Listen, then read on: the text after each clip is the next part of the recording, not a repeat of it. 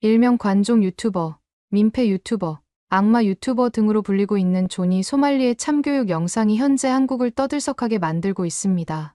이날 소말리를 직접 참교육한 UDT 출신의 한국인 남성은 한국에서 소말리가 벌인 기행들을 눈여겨보고 있었고 보다 못한 나머지 한국인을 대표해 참교육을 진행한 것으로 알려지고 있는데요. 물론 해당 남성이 물리적으로 사적 제재를 가한 것이 옳은가에 대한 의견은 분분한 상황이지만 소말리가 그만큼 한국에서 전 국민을 상대로 도발 행위를 벌였다는 점에 대해서는 이견이 없을 것으로 보입니다. 한편 소말리의 각종 민폐 행위들은 현재는 삭제된 소말리의 유튜브 채널을 통해 그대로 송출되었고 경찰 역시 소말리가 진행한 방송에서 각종 불법 행위를 포착해 수사에 착수한 상황인데요. 이로 인해 현재 소말리에게는 출국 정지 조치가 내려진 상태입니다. 이렇게 한국에서 말도 안 되는 각종 기행을 벌인 소말리에게 피해를 받은 피해자들 중에서는 캐나다 국적의 외국인 여성도 있었는데요. 해당 여성은 당시 존이 소말리로부터 각종 피해를 받았다며 호소하고 있으며 사건 직후 올린 여러 영상과 커뮤니티 글이 퍼지면서 전 세계적으로 화제가 되고 있습니다. 그렇다면 해당 피해자 여성이 작성한 글을 함께 알아보러 가실까요? 안녕하세요. 저는 대학생 스트리머 레이첼이에요. 평소에는 게임 스트리밍이나 일상 브이로그를 주로 하는데 오늘은 제가 한국에서 겪은 특별한 이야기를 들려드리려고 해요. 어렸을 때부터 K-팝의 열렬한 팬이었던 저는 자연스럽게 한국이라는 나라에 관심을 갖게 됐어요. 음악뿐만 아니라 드라마, 예능, 음식 문화까지 모든 게 매력적으로 느껴졌거든요. 그러던 중에 제가 스트리밍하면서 알게 된 친구들과 우연히 한국 여행 얘기가 나왔어요. 마이크, 에밀리, 제이슨과 함께 디스코드에서 여행 계획을 세우다가 제이슨이 정말 좋은 제안을 했죠. 캠핑카를 빌려서 한국을 일주하자는 거였어요. 여러 도시들을 2, 3일씩 머물면서 현지 문화도 체험하고 맛있는 음식도 먹고 그 모든 걸 스트리밍으로 중계하기로 했죠. 머물렀던 도시들 중에 특히 전주가 기억에 남네요. 전주 한옥마을에서 한복을 입고 돌아다니다 보면 마치 제가 한국의 공주가 된 것 같은 느낌이었거든요. 그렇게 저희 특별한 한국 여행의 최종 목적지는 바로 서울이었어요. 마지막 목적지인 서울에 도착했을 때 저는 정말 설렜어요. 한국의 다른 도시들도 멋졌지만 서울은 뭔가 특별했거든요. 그 중에서도 특히 홍대는 꼭 가보고 싶었어요. 하지만 여기서부터 문제가 시작됐죠. 제가 홍대에 가고 싶었던 이유는 좋아하는 K-팝 아이돌들이 자주 찾는다는 카페들도 많다고 들었고 길거리 공연하는 영상들을 유튜브로 많이 봐서 실제로 보고 싶었거든요. 숙소도 일부러 홍대 근처로 잡았어요. 해가 지고 홍대 거리로 나왔을 때 제 기대는 정말 현실이 됐어요. 거리 곳곳에서 버스킹 소리가 들리고 맛있는 음식 냄새가 풍겨오고 예쁜 옷을 입은 제 또래 한국인들이 웃으면서 지나다니는 모습이 너무 좋았어요. 그런데 갑자기 시끄러운 고함 소리가 들렸어요. 처음엔 버스킹인가 했는데 뭔가 분위기가 달랐죠. 소리가 나는 쪽으로 가보니 한 흑인 남성이 카메라를 들고 있더군요. 흑인 남성은 큰 목소리로 주변 사람들을 향해 뭐라고 하고 있었어요. 그의 말투나 행동이 일반적인 관광객과는 달랐죠. 마치 일부러 사람들의 반응을 유도하는 것처럼 보였어요. 그때 갑자기 한국인 남성 한 명이 무리를 가로질러 걸어왔는데 그의 표정이 정말 무서웠어요. 주변 사람들도 뭔가 심상치 않은 분위기를 느꼈는지 삼삼오오 모여들기 시작했죠. 순식간에 벌어진 일이었어요. 한국인 남성이 그 흑인 남성의 핸드폰을 낚아채더니 힘껏 바닥으로 내던진 거예요. 폰이 바닥에 부딪히면서 내는 빠각 소리가 지금도 귓가에 생생해요. 그 순간 거리가 조용해졌어요. 마치 누군가가 일시정지 버튼을 누른 것처럼요. 저는 그저 그 자리에 얼어붙은 채로 서 있었어요. 평화롭고 안전하다고 알려진 한국에서 이런 일이 벌어지다니 너무 놀랐거든요. 하지만 동시에 뭔가 이유가 있었을 거란 생각도 들었어요. 제가 한국에 대해 공부하면서 알게 된 건데 한국 사람들은 아무 이유 없이 폭력적이지 않다고 들었거든요. 그래서 뭔가 그 흑인 남성이 정말 심각한 잘못을 했나 보다 하는 생각이 들었죠. 하지만 그 사건과 상관없이 저는 한국의 클럽 문화도 경험해보고 싶었어요. 마이크가 함께 가주기로 했는데 솔직히 든든했어요. 마이크는 키도 크고 체격도 좋은 편이라 혹시 모를 상황이 생기더라도 안전할 것 같았거든요. 그래도 클럽에는 가보고 싶었어요. 마이크가 걱정하지 마. 내가 있잖아라고 하면서 자신만만하게 웃었거든요. 그의 키가 180cm가 훨씬 넘고 평소 웨이트 트레이닝을 한다는 걸 알고 있어서 그때는 정말 든든했어요. 클럽은 제가 상상했던 것보다 훨씬 더 즐거웠어요. 제가 평소에 다니던 동네의 클럽은 힙합이나 EDM이 주로 나오는데 여기는 K-팝도 자주 나왔거든요. 특히 놀라웠던 건 한국 사람들의 춤 실력이었어요. 마치 다들 연습한 것처럼 너무 잘 추더라고요. 다리에 힘이 빠질 정도로 놀고 나서야 클럽에서 나가고 싶다는 생각이 들더군요. 그렇게 저희는 클럽을 나와서 거리를 걸으면서 라이브 스트리밍을 시작했는데 채팅창에서 이해가 안 가는 채팅이 올라오기 시작했어요. 채팅창에서는 계속해서 소말리 주의보, 레이첼, 뒤를 조심해, 얼른 그곳을 떠나세요 라는 메시지들이 올라왔어요. 처음에는 무슨 소리인지 이해가 안 됐어요. 소말리가 무슨 뜻인지도 모르겠고 갑자기 왜 이런 얘기가 나오는 건지 이해가 가지 않더라고요.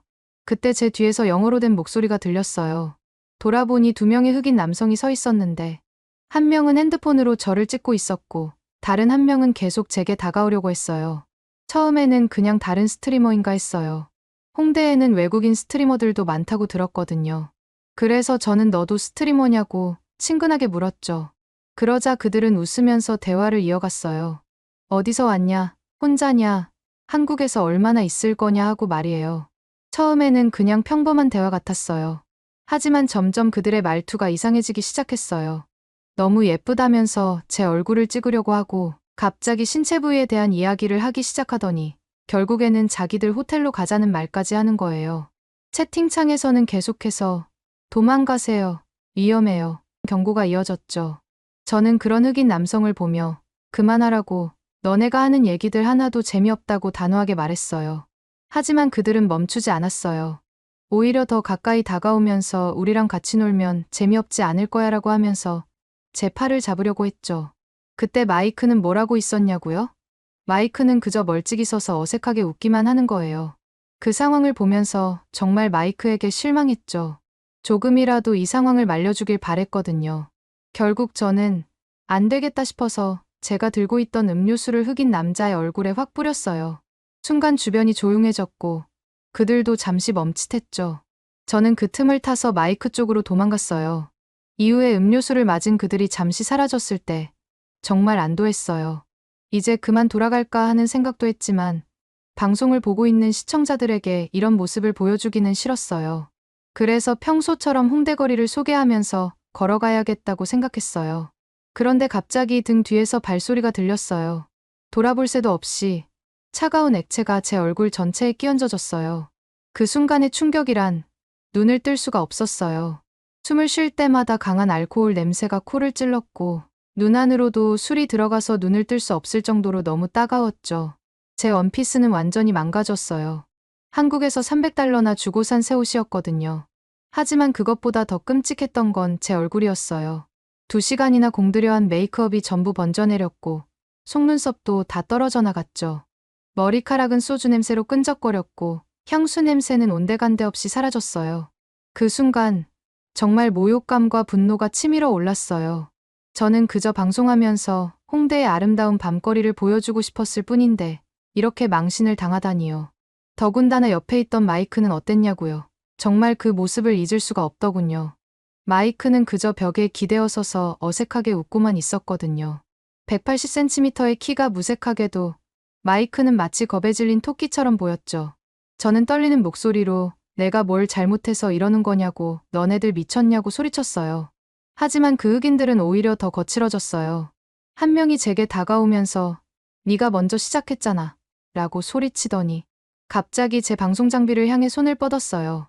두려움에 질린 저는 본능적으로 근처 피자 가게로 뛰어들어갔어요. 그런데 그때 정말 놀라운 일이 벌어졌어요.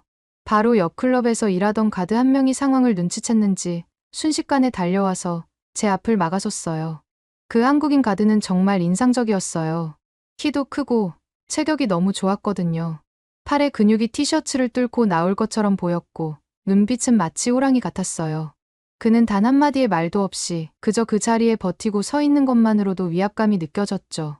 그의 등 뒤에서 저는 처음으로 안도감을 느낄 수 있었어요. 특히 놀라웠던 건 그 흑인 남성들의 태도가 순식간에 바뀐 거예요. 아까까지만 해도 저를 위협하던 그들이 이제는 한 발자국씩 물러나고 있었거든요. 한국인 가드는 간단한 영어로 괜찮냐고 물어봤어요. 제가 겨우 고개를 끄덕이자 그 한국인은 고개를 돌려 흑인 남성들을 노려보았죠. 말은 없었지만 그 한국인의 눈빛만으로도 충분했어요. 더 이상 건드리면 가만두지 않겠다는 무언의 경고를 보내는 듯 했어요. 상황이 진정된 것 같아 보여서 그 가드는 자신의 위치로 돌아갔어요. 하지만 제 불안은 여전했어요. 역시나 그 불안은 현실이 됐죠. 가드가 사라지자마자 그 흑인 남성들은 또다시 슬그머니 제게 접근하기 시작했거든요. 이번에는 제가 먼저 핸드폰을 들이밀었어요. 지금 이 상황을 모두 찍고 있으니까 저를 함부로 대하지 말라고 외쳤죠. 당연히 시청자들이 보고 있다는 걸 그 흑인들에게 알려주면 멈출 줄 알았어요. 하지만 제 예상은 완전히 빗나갔어요. 오히려 그들 중 키 작은 한 명이 갑자기 제 핸드폰을 세게 쳐냈어요. 비싼 최신형 아이폰이 공중을 그리며 날아가 바닥에 떨어졌고 액정은 거미줄처럼 금이 갔어요. 더 끔찍했던 건 방송이 그대로 끊겨버렸다는 거예요. 그 순간 저는 정말 무서웠어요. 시청자들과의 연결, 즉 제 유일한 보호막이 사라져버린 거였으니까요. 공포와 두려움에 눈물이 왈칵 쏟아질 것 같았어요. 그런데 그때 또 다른 한국인 남성이 나타났어요. 이 사람은 조금 전에 가드와는 또 다른 분위기였어요. 좀 더 젊어 보였는데 운동을 많이 한 듯한 탄탄한 체격이었죠. 그는 즉시 상황을 파악하고는 저를 피자 가게 안쪽으로 데려갔어요. 안으로 들어가라고 한국어로 말하는 게 느껴졌고 저를 향한 진심 어린 걱정이 제스처만으로도 충분히 전달됐어요. 이 모든 상황을 지켜보면서 마이크는요. 정말 말하기도 창피해요. 마이크는 여전히 멀찍이 서서 어쩔 줄 모르는 표정으로 서 있었어요. 제가 무서워서 떨고 있는 와중에도 그저 그 자리에 얼어붙어 있었죠. 그때 저는 진심으로 후회했어요. 마이크를 뭘 믿고 의지했나 하고 말이에요. 피자 가게 안으로 들어온 순간 저는 완전히 무너져 버렸어요. 다리에 힘이 풀려서 의자에 털썩 주저앉았고 손은 멈추지 않고 떨렸죠. 메이크업이 다 번진 얼굴로 속상해하는 제 모습이 얼마나 처참해 보였을지 안 봐도 뻔했어요. 하지만 피자 가게 직원들은 전혀 불편한 기색을 보이지 않았어요. 특히 제 또래로 보이는 알바생이 정말 천사 같았어요. 따뜻한 물을 가져다 주면서 괜찮을 거라고 진정 좀 하라고 말해줬거든요. 서툰 영어였지만 그 따뜻한 마음이 고스란히 전해졌어요. 심지어 제 얼굴에 묻은 술을 닦을 수 있게 새 수건까지 갖다 주셨죠. 마이크는요. 그 상황에서도 피자 가게 밖에서 어정쩡하게 서 있었어요. 마이크의 키가 그렇게 작아 보일 수가 없었죠. 오히려 처음 보는 한국인들이 훨씬 더 크고 믿음직스러워 보였어요. 남자다움이란 게 단순히 체격의 문제가 아니라는 걸 그날 밤 뼈저리게 깨달았죠. 피자 가게 직원들은 제가 완전히 진정될 때까지 기다려주셨어요. 알바생은 심지어 제 옷에 묻은 얼룩을 지우는 방법까지 알려주시더라고요. 소주 냄새는 금방 빠질 거예요 라고 번역기로 보여주시면서 말이에요. 그 작은 친절에 또다시 울컥하더군요. 호텔로 돌아와서도 한동안 진정이 되지 않았어요. 침대에 앉아있는데도 자꾸 손이 떨렸고 소주 냄새가 코끝에 맴돌면서 그 순간이 계속 떠올랐죠. 마이크는 계속 사과했지만 마이크의 말은 들리지도 않더라고요. 더 이상 마이크와 이야기하고 싶지 않았어요. 그렇게 마이크와 떨어진 후 저는 활동하고 있는 커뮤니티에 긴 글을 올렸죠. 한국에서의 아름다웠던 추억들, 그리고 오늘 밤에 있었던 일까지 모두 상세하게 적었어요. 사실 스트리밍이 갑자기 끊겨서 걱정하고 있을 시청자들에게 설명도 해야 했고요. 다음 날 일어나서 커뮤니티를 확인했는데, 와, 정말 수많은 댓글들이 달려 있었어요. 대부분은 절 걱정하는 따뜻한 메시지들이었죠. 그런데 그 중에서 특이한 댓글들이 눈에 띄었어요. 여러 명이 유튜브 링크를 달면서 이 사람이 당신을 괴롭힌 바로 그 사람이에요 라고 적어놨더라고요. 호기심에 링크를 클릭했는데 충격적이었어요. 제가 만났던 그 흑인 남성이 조니 소말리라는 악명 높은 민폐 유튜버였던 거예요. 유튜브 영상들을 보면서 저는 점점 더 충격받을 수밖에 없었어요. 다른 나라에서의 소말리의 행적도 끔찍했지만 한국에서 그가 보여준 행동들은 정말 이해할 수 없는 수준이었거든요. 소말리의 악행은 전 세계를 무대로 했더라고요. 올해 3월 태국에서는 방콕의 거리를 활보하면서 행인들에게 시비를 걸고 현지인들을 향해 차별적인 발언을 쏟아냈대요. 실시간 방송을 하면서 관광객들이 많은 거리에서 일부러 소란을 피워 시선을 끌었고요. 4월에는 이스라엘에서 더 심각한 사고를 쳤어요. 텔아비브에서 열린 시위 현장에 나타나 라이브 방송을 하다가 여성 경찰관을 향해 넌 정말 멋진 여자야. 내가 너의 삶을 바꿔줄게라는 식의 성희롱성 발언을 했대요. 체포되는 순간에도 난 미국인이다 를 외치면서 억울함을 호소했지만 이스라엘 경찰은 단호했죠. 외국인이라는 핑계는 통하지 않는다.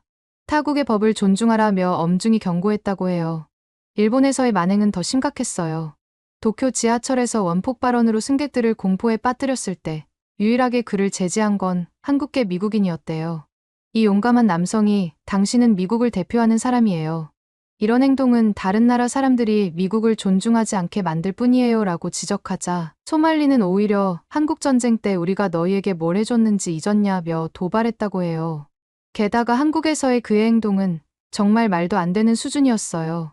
이태원에서는 위안부 할머니들을 기리는 평화의 소녀상 앞에서 춤을 추고 모욕적인 행동을 했더군요. 한 편의점에서는 연세가 지긋하신 여성 직원에게 음료수를 던지고 라면을 바닥에 쏟아버렸죠. 지하철과 버스에서는 고의로 음란물을 틀어서 승객들을 불편하게 했고요.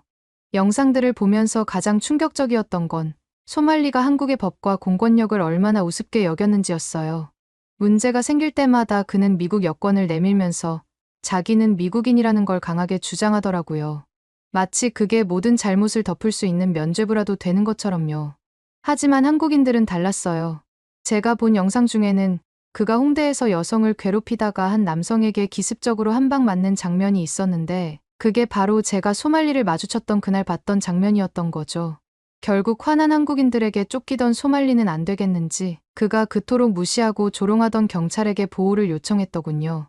하필 그렇게 무시하던 한국 경찰에게 도움을 청해야 했다니 운명의 장난 같지 않나요? 더 웃긴 건 경찰 보호를 받으면서도 그의 오만한 태도는 여전했다는 거예요. 나는 마치 존 F 케네디 같은 존재다. 한국 경찰은 내 경호원이나 다름없다라는 식의 망언을 계속했대요. 특히 제가 가장 어이없었던 건 소말리의 SNS 행태였어요. 자신을 찾는 사람들이 많아지자 인천국제공항 제1터미널 사진을 올리면서 굿바이 코리아라고 썼는데 여기에 북한 인공기와 원숭이 이모티콘을 함께 넣었더라고요. 명백한 인종차별적 도발이었죠. 거기다 아베 신조의 사진까지 올리면서 당신을 위해 한국인들을 물리쳤다는 망언까지 썼대요. 하지만 이건 모두 허세였어요. 실제로 그는 서울 동대문 근처의 한 쉐어하우스에 숨어 있었거든요. 그것도 모자라 부계정으로 라이브 방송을 하면서 계속해서 한국과 한국인들을 조롱했다고 해요. 아사히 맥주를 마시면서 독도는 다케시마라고 외치고 한국인들의 교육 수준이 낮아서 폭력적이라는 식의 모욕적인 발언을 이어갔고요. 그러다 결국 소말리의 오만함이 그의 발목을 잡았어요. 셰어하우스에서 라이브 방송을 하던 중 피자를 주문하면서 자신이 있는 건물의 구조와 위치를 무심코 노출시켰거든요. 시청자들은 즉시 그 영상을 캡처했고 정보는 순식간에 퍼져나갔죠. 이 소식을 들은 격투기 유튜버가 소말리를 찾아내는 사람에게 200만 원의 현상금을 걸었고 여러 사람들이 그를 찾아 나섰어요. 특히 UDT 출신의 한 유튜버는 직접 잠복 수사에 나섰다고 해요. 31일 아침 마침내 결정적인 순간이 왔어요. 송파구의 한 빌딩 엘리베이터에서 소말리를 쫓던 UDT 출신 한국인 유튜버와 소말리가 마주쳤죠. 처음에 소말리는 찍지 말라며 어디 가냐고 묻는 한국인 유튜버의 말을 장난스럽게 무시하며 평소처럼 깐족거렸지만 겁에 질린 게 눈에 보이더군요. 진정한 공포를 느낀 거죠. 그러면서도 전혀 멈추지 않는 깐죽거림 끝에 결국 폭발한 UDT 출신 한국인 유튜버는 소말리에게 발차기를 날렸고 그렇게 소말리는 참교육을 당했습니다. 갑자기 제압당한 소말리는 비명을 지르며 찍지마라고 소리쳤지만 이미 늦었죠. 현장에 출동한 경찰이 그들을 말리면서 상황은 일단락됐지만 소말리에게는 더 큰 문제가 기다리고 있었어요. 경찰은 그동안 그가 저지른 업무방해와 마약류 관리법 위반 혐의에 대해 조사를 시작했거든요. 특히 마약 관련 증거가 결정적이었어요. 소말리가 자신의 라이브 방송에서 금지 약물을 사용하는 장면이 그대로 찍혔고 한국 네티즌들이 이 장면들을 모두 캡처해서 증거로 제출했거든요. 경찰은 즉시 출국정지 조치를 내렸고 이제 소말리는 한국을 빠져나갈 수도 없는 처지가 됐어요. 도망갈 곳이 사라진 거죠. 이렇게 소말리가 한국에서 참교육을 받은 영상이 해외 커뮤니티에 퍼지자 전 세계 네티즌들의 폭발적인 반응이 이어졌어요. 많은 해외 네티즌들이 한국인들의 대응을 응원했는데 어떻게 보면 당연한 거죠.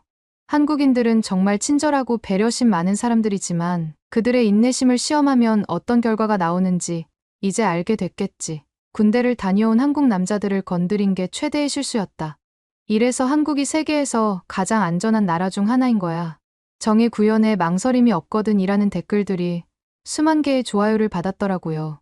특히 그동안 소말리의 기행으로 고통받았던 국가들의 반응이 뜨거웠죠. 일본의 한 네티즌은 우리나라에서는 경찰이 그를 체포했다가 가벼운 벌금형으로 풀어줬는데 한국은 달랐다. 시민들이 직접 나서서 잘못을 바로잡는 모습이 부럽다고 했고, 다른 일본 네티즌은 한국인들의 정의감이 마침내 이 악명 높은 트롤러를 멈추게 했다며 찬사를 보냈어요.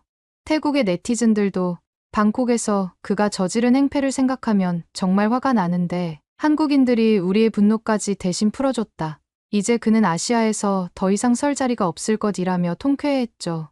이스라엘 커뮤니티에서는 더 강렬한 반응이 나왔어요. 우리나라에서 여성 경찰관을 성희롱했을 때 더 강하게 처벌했어야 했는데 한국인들이 우리의 숙제까지 해결해줬다. 이제야 제대로 된 교훈을 받았겠지. 한국 사람들 정말 멋있다는 반응들이 쏟아졌죠. 특히 인상적이었던 건 전 세계 스트리머들의 반응이었어요. 많은 스트리머들이 소말리 같은 사람 때문에 우리 직업이 나쁘게 보일까봐 걱정했는데 한국에서 마침내 그의 행각이 막을 내렸다. 한국의 법 집행과 시민 의식을 전 세계가 배워야 한다며 한국의 대응을 적극 지지했대요. 미국 내 커뮤니티의 반응은 더 강력했어요. 흑인 커뮤니티와 유대인 커뮤니티에서는 너는 우리의 일원이 아니다라며 등을 돌렸고, 심지어 그가 미국 시민권자라고 주장한 것도 거짓말이었음이 밝혀졌죠. 특히 한국의 네티즌들은 정말 대단했어요.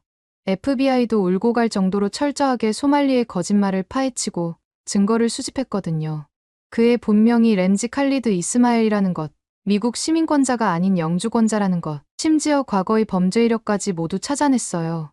결국 부계정을 포함한 소말리의 모든 유튜브 계정들은 완전히 삭제됐고 그토록 자랑하던 수익 창출도 불가능해졌어요.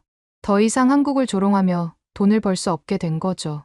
팬데믹 이후 외국인 범죄가 증가하는 상황에서 이번 사건은 한국에서 법은 모두에게 공평하게 적용된다는 걸 보여준 중요한 사례가 됐어요. 사실 UDT 출신의 유튜버가 소말리를 참교육할 때 소말리를 보호해주는 듯한 모습도 보이던데 저는 살짝 아쉽기도 했어요. 저럴 땐 살짝 눈 감아주는 것도 괜찮잖아요. 암튼 이제 소말리는 자신의 행동에 대한 책임을 져야 해요. 한국은 관대한 나라지만 법을 어기고 시민들을 괴롭히는 사람에게는 단호하다는 걸 그가 뼈저리게 느꼈을 것 같아요. 저는 이 사건을 통해 한국이라는 나라가 얼마나 특별한지 다시 한번 깨달았어요. 평화를 사랑하지만 불의에는 굴하지 않는 나라, 외국인을 환대하지만 법 질서는 반드시 지켜야 한다고 믿는 나라. 제가 겪은 그 무서운 경험조차도 이제는 이런 한국의 모습을 더 깊이 이해하게 된 소중한 계기가 된 것 같아요.